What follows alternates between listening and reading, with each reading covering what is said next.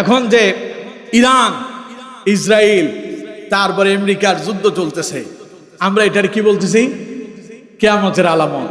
কেউ কেউ খুব টেনশনে আছে, না জানি এটা থেকেই তৃতীয় বিশ্বযুদ্ধ সংগঠিত হয় নাকি। তৃতীয় বিশ্বযুদ্ধ সংগঠিত হওয়া মানে কিয়ামতের অন্যতম একটা আলামত, কারণ এই ব্যাপারেও হাদিসে কথা আছে। তবে হাদিসে অন্য একটা হাদিসের ঘটনা আপনাদেরকে শোনায়। রাসূলুল্লাহ বলেছেন ওয়াইলুল লিল আরব, কথাটা রাসূলুল্লাহ 3 বার বললেন। আরব ধ্বংস হয়ে যাবে, আরব ধ্বংস হবে, আরব ধ্বংস হবে। কয়বার বললেন? সবাই বলেন কয়বার? সাহাবায়ে কেরাম বললেন ইয়া রাসূলুল্লাহ সাল্লাল্লাহু আলাইহি সাল্লাম, তখন কি মুসলমানদের সংখ্যা কম থাকবে? নবীজি বললেন না, তখন মুসলমানরা সংখ্যায় কম থাকবে না, বরং মুসলমানরা সংখ্যায় অনেক থাকবে। সাহাবায়ে কেরাম প্রশ্ন করলেন, তাহলে আমরা কি তাদের সঙ্গে পারবো না?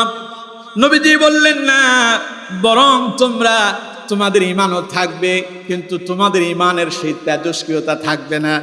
তোমরা মৃত্যুকে ভয় পাবে, তোমরা তাগুতের কাছে মাথা নত করবে। লোকেরা মৃত্যুর ভয়ে কাফের মুশরিকদের সঙ্গে তারা বন্ধুত্ব স্থাপন করবে। বলে আল্লাহ রাব্বুল আলামিন বলেন, চতুর্দিক থেকে কাফেরেরা তোমাদেরকে ঘেরাও করবে, এরপরে চতুর্দিক থেকে তারা তোমাদের উপর আক্রমণ করবে, পরে আরববাসীরা ধ্বংস হয়ে যাবে।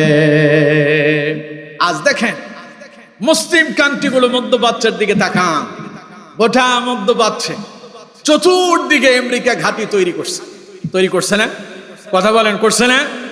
কেউ কেউ ভাবে এরা মনে হয় মুসলমানদের উপকারের জন্য করতেছে। আসলে কি মুসলমানদের উপকারের জন্য? রাসূলুল্লাহর হাদিস বলছে এরা চতুর্দিক থেকে আমাদেরকে ঘেরাও করতেছে। এমন ভাবে তারা আমাদের উপর আক্রমণ করবে, আমাদের উপরে চেপে বসবে, তখন আমাদের জন্য পালানোর আর কোনো পথ, ফিরে ঘুরে দাঁড়ানোর কোনো পথ খোলা, কারণ তারা তো চতুর্দিকে আমাদেরকে ঘেরাও করে ফেলবে। রাসূলুল্লাহ বলেছেন এটা একটা কিয়ামতের আলামত। তখন আমরা বলি যে এই যে ইরান, তারপরে ইসরায়েল, এরপরে অন্যদিকে হলো ফিলিস্তিন, আমেরিকার যে যুদ্ধ সংগঠিত হচ্ছে, এগুলো হচ্ছে কিয়ামতের আলামত। আসলে এগুলো কিয়ামতের আলামত, তবে কিয়ামত কবে হবে আমরা কেউ জানি না।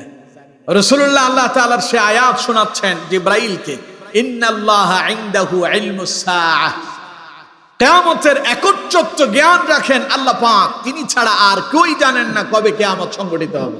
কিয়ামত মানে কি? মাথার উপরে যে সূর্য দেখেন, এই সূর্য একদিন তার আলো হারিয়ে ফেলবে। বিশাল বিশাল যে আসমান দেখতে পাচ্ছেন, এইরকম একটা দুইটা আসমান নয়, আমাদের মাথার উপরে 7-7টা আসমান আছে। আমার বন্ধুগণ, এই 7-7টা আসমান একদিন ভেঙে পড়ে যাবে, পাহাড়গুলো চূড়ার মতো উঠতে থাকবে, সমগ্র মানব দানব কীট পতঙ্গ যা আছে সব কিছু মাটির সঙ্গে মিশে যাবে।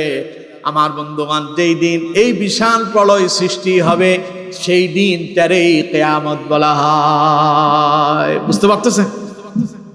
আল্লাহ রাব্বুল আলামিন বলছেন, ইয়াওমা নাতমিস সামাআ কাতাইয়িস সিজিল্লি লিল কুতুব কামা বাদানা আউওয়ালা খালকিন নুঈদু ওয়া'দান আলাইনা ইন্না কুন্না ফাইলিন। পড়েন আল্লাহু আকবার। আল্লাহ তাআলা বলেছেন, ইয়াওমা নাতুমিস সামাআ কাতাইয়িস সিজিল্লি লিল কুতুব, মাথার উপরে এই যে আসমান দেখতে পাচ্ছ, এই আসমানকে আমি আল্লাহ রাব্বুল আলামিন বইয়ের পাতার মতো, কিতাবের মতো একটার উপরে একটাকে আমি আল্লাহ পাক ভাঁজ করে ফেলবো। তার মানে আসমানগুলো একটার উপরে একটা ভেঙে পড়ে যাবে। কাতাইয়িস সিজিল্লি লিল কুতুব, সব ধ্বংস হয়ে যাবে। কামা বাদানা আউওয়ালা খালকিন নুঈদু, সব যখন ধ্বংস হয়ে যাবে, আবার পুনরায় যিনি সৃষ্টি করবেন তিনি কে? ওয়া'দান আলাইনা, এটা আল্লাহর ওয়াদা, তিনি পৃথিবীটারে ধ্বংস করবেন, আবার পুনরায় তিনি তা সৃষ্টি করবেন। তবে কবে তা হবে তা আমাদের কারো জানা নাই। লোকেরা রাসূলুল্লাহকে প্রশ্ন করল, হে নবী, কবে সেই ঘটনা সংঘটিত হবে? কবে আসমান ভেঙে পড়বে? সূর্য কবে বিলীন হয়ে যাবে? চন্দ্র কবে হারিয়ে যাবে? নক্ষত্রগুলো কবে খসে পড়ে যাবে? সূর্য কবে পশ্চিম দিগন্তে উদিত হবে? ইয়া রাসূলুল্লাহ সাল্লাল্লাহু আলাইহি ওয়াসাল্লাম কিয়ামত কবে হবে?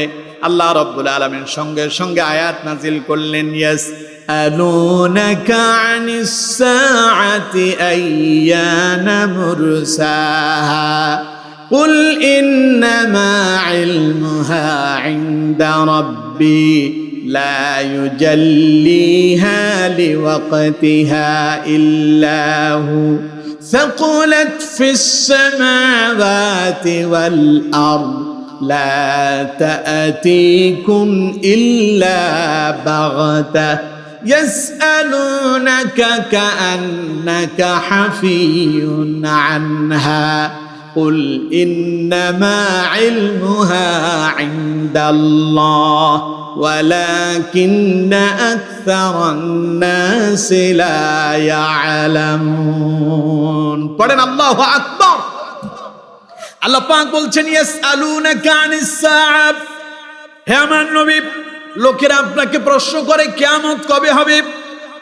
কুল, আপনি বলুন, ইন্নামা ইলমুহা ইনদা রাব্বি, কিয়ামত কবে হবে এর জ্ঞান আমার রব আল্লাহ ছাড়া আর কেউ জানে না। এর জ্ঞান একজনের কাছে আছে, তিনি কে? আরো জোরে বলেন, তিনি কে? বলুন, কুল ইন্নামা ইলমুহা ইনদা রাব্বি, এর সম্পর্কে ভালো জ্ঞান রাখেন আমার রব, তবে লা ইউজাল্লিহা লিওয়াক্তিহা, তিনি এটাকে সময় এলেই প্রকাশ করবেন। তবে সেটা কখন হবে? ফাকুলাত ফিস সামাওয়াতি ওয়াল আরদ লা তাআতিকুম ইল্লা বাগতা। তোমরা যে জানতে চাচ্ছ কিয়ামত কবে হবে, তোমরা কি জানো কিয়ামতটা কি? সাকুলাত ফিস সামাওয়াতি ওয়াল আরদ, কিয়ামত হলো এমন এক জিনিস যা আসমান এবং জমিনের জন্য এক মহা বিপদ সংকেত, বিশাল দুর্ঘটনা সৃষ্টি হবে, যার ফলে পৃথিবীর অস্তিত্ব বিলীন হয়ে যাবে। পড়েন আল্লাহু আকবার।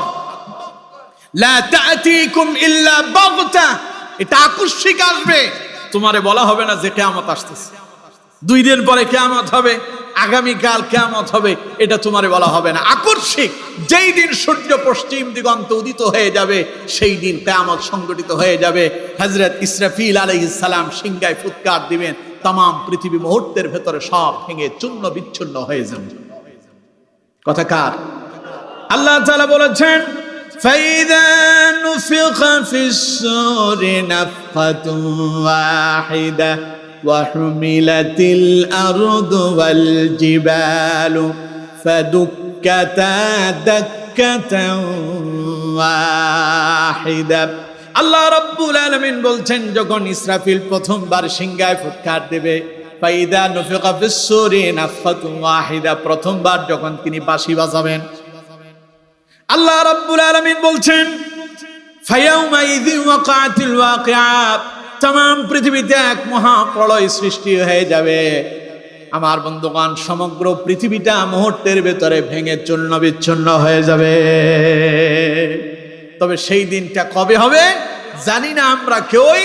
রাসূলুল্লাহ বলেছেন, এই জ্ঞান শুধু আল্লাহরই আছে, আর আল্লাহ পাকের এই জ্ঞান পৃথিবীর কেউ কখনো আয়ত্ত করতে পারবে।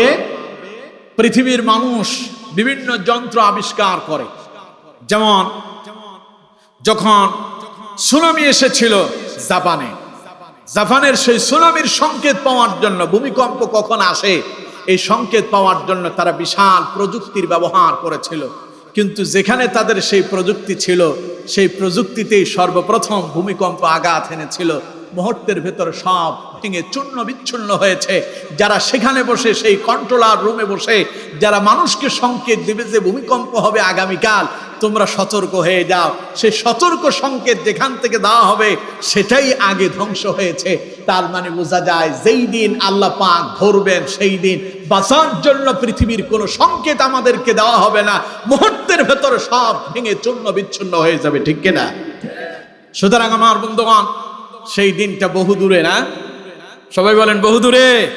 গত কিছুদিন আগে, রমাদানের মনে হয় 2-1 দিন আগে, আমি আমার মুয়াজ্জিন সাহেবের সঙ্গে কথা বলছিলাম। তো কথা বলতে বলতে একটা বিষয় নিয়ে আমি বললাম যে এটা তো কিয়ামতের আলামত দেখা যাচ্ছে। তো আমার সঙ্গে এক লোক বলল যে হুজুর, কিয়ামত এখনো অনেক দূরে আছে। রাস্তায় একজন লোক যাচ্ছিল, উনি আমারে জবাব দিলেন যে কিয়ামত অনেক দূরে আছে। আমি চুপ করে থাকলাম, কিছুই বললাম না। তার 2 সপ্তাহ পরে লোকটা ইন্তেকাল করছে। কয় সপ্তাহ পরে? সবাই বলেন কয় সপ্তাহ? 2 সপ্তাহ। উনি বললেন কিয়ামত অনেক দূরে আছে। তিনি জানেনই না 2 সপ্তাহ পরে তার উপরে কিয়ামত আসতেছে। ঠিক কিনা? সবাই বলেন ঠিক কিনা? তার ইন্তেকালে তার জানাজা আমি পড়াইছি। আমি আফসোস করলাম যে আহারে, এই লোকটা তো গত 2 সপ্তাহ আগে আমারে বলছিল হুজুর কিয়ামত অনেক দূরে আছে, এখন যে তার উপরে কিয়ামত কায়েম হয়ে গেল। সেই তো নাই, কিন্তু পৃথিবী এখনো আছে। ঠিক কিনা? আমরা অনেকেই মনে করি কিয়ামত অনেক দূরে, আসলে দূরে না, কিয়ামত আমাদের খুব সন্নিকটে। সেই পর্যন্ত আমরা বাঁচবো কিনা আমরা কেউ জানি না, আর সেই সময় পর্যন্ত বেঁচে থাকার চিন্তা করাও উচিত না। কারণ রাসূলুল্লাহ বলেছেন কিয়ামত যখন সংগঠিত হবে, আল্লাহ শব্দ উচ্চারণ করার কোন মানুষ পৃথিবীতে সেই দিন বেঁচে থাকবে না। মানুষ যখন আল্লাহরে ভুলে যাবে, তখন সেই ভুলে যাওয়া অমুসলিমদের উপরে কিয়ামত আল্লাহ তাআলা কায়েম করবে। সেই দিন পর্যন্ত বেঁচে থাকতে চান? সেই দিনকার অবস্থা কি ভালো হবে? আল্লাহ আমাদেরকে হেফাজত করুন, বলুন আমিন।